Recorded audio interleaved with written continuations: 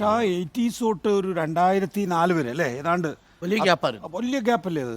പക്ഷെ ഒരുപാട് കഥാപാത്രങ്ങൾ ആ സമയത്ത് വന്നു പോയില്ലേ? പക്ഷെ ഇടയ്ക്ക് ഭയങ്കരമായിട്ടൊക്കെ അഭിനയിക്കുന്നുണ്ട് അല്ലേ, ചെറിയ ചെറിയ സിനിമകളിൽ വലിയ ഉണ്ട്. 96-ലുണ്ട്, 93-ലുണ്ട്. ഈ സിനിമയിലൊക്കെ ഉണ്ട്. വലിയൊരു ഗ്യാപ്പ്.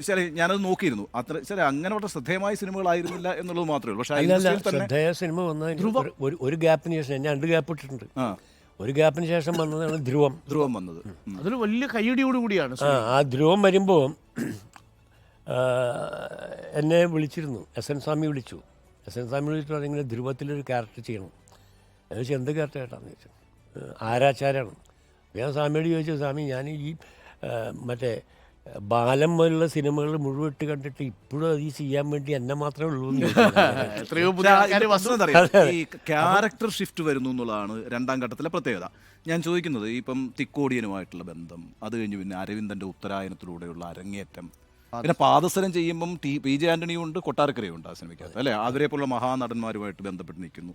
പിന്നെയാണ് ഈ പറയുന്ന കൊമേഴ്സ്യൽ സിനിമയിൽ ഒരു വില്ലൻ പരിവേഷത്തിലേക്ക് മാറുന്നത് അല്ലേ.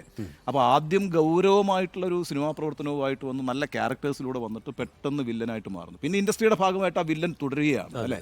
പിന്നെയുള്ള വരവാണ് ഈ പറയുന്ന ഇപ്പോഴത്തെ വരവിലാണ് വീണ്ടും ക്യാരക്ടറുകളിലേക്ക് വളരെ ശക്തമായിട്ട് വരുന്നത്. ഇപ്പം പ്രാഞ്ചിയേട്ടനിലാണെങ്കിലും ചട്ടമ്പ് നാട്ടിൽ പോലും ആണെങ്കിലും ഞാൻ കണ്ടിട്ടുണ്ട്. ആ സീൻ ഓർമ്മയുണ്ട്. ധാരാവി കണ്ടിട്ടുണ്ട്, പോയിട്ടുമുണ്ട്. ഇടയ്ക്കിടയ്ക്ക് ഇങ്ങനെ വരുന്നുണ്ട്. പ്രാഞ്ചേട്ടൻ പക്ഷേ ചെറിയ ദോഷം ചെയ്തിട്ടുണ്ട് കേട്ടോ. പ്രാഞ്ചേട്ടനോ? തൃശ്ശൂർ ഭാഷ. ഇയാൾ തൃശ്ശൂർ ഭാഷ മാത്രമേ പറയുള്ളൂ എന്ന് തോന്നലാക്കിയ അവസ്ഥാനം. പക്ഷെ എൻ്റെ തുടക്കത്തിൽ എനിക്ക് ബ്രേക്ക് തന്നത് തൃശ്ശൂർ ഭാഷയാണ്. പറങ്കിമല ഭരതൻ ഉപയോഗിച്ചു. പറങ്കിമല ഭരതൻ ഉപയോഗിച്ചു. പക്ഷെ അത് പക്ഷേ ദോഷം ചെയ്തില്ല. 2 സിനിമ അതിനിടയ്ക്ക് പ്രൊഡ്യൂസ് ചെയ്തിട്ടുണ്ട്. അല്ല 3 സിനിമ. ചാകര ജയനെ വെച്ചിട്ട് ചെയ്ത സിനിമയാണ് അല്ലേ. ഒരുപാടേ ജയനോട് ചെയ്തുള്ളൂ.